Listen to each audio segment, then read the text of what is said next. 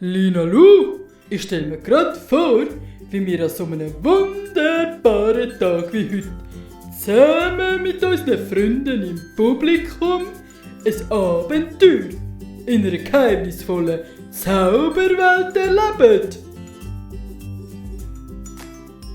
Zauberwelt? Zauberwelt? Habe ich da etwas gehört? Übers Abenteuer in die geheimnisvolle Zauberwelt reden? Wenn ihr möchtet, kann ich euch das Tor in die geheimnisvolle Zauberwelt zeigen. Herzlich willkommen, ihr beiden. Ja, und dein Lieblingsessen hast du, glaub schon, in der Vorratskammer entdeckt, gell? Das Kübeli mit der frischen Beere, das hängt dir ja schon im Arm.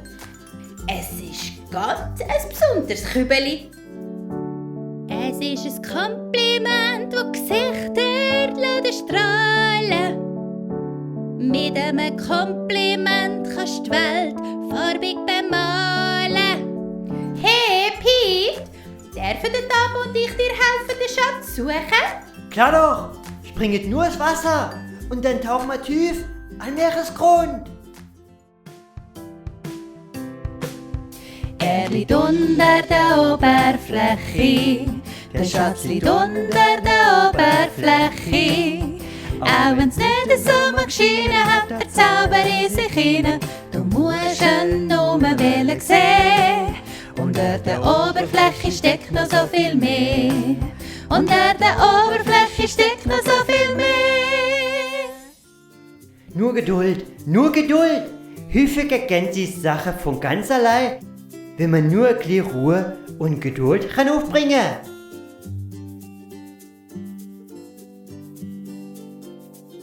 Und siehst, schon sind's da, ohne dass wir müssen pressieren.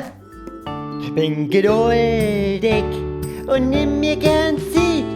Wart noch ein bisschen mehr, ich bin noch nicht so weit. Was werden will, muss man werden lassen. Es braucht Zeit, damit etwas Gutes kann entstehen. Lina Lu, der kleine Käfer, hat uns wieder heimgebracht. Tatsächlich, da sind wir wieder. Direkt vor unserem Zauberhäuschen.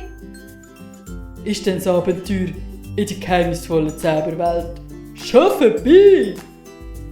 Für heute schon, Dabo. Aber jetzt wissen wir ja, wo der Eingang in die geheimnisvolle Zauberwelt liegt. Und können immer wieder dorthin zurückgehen.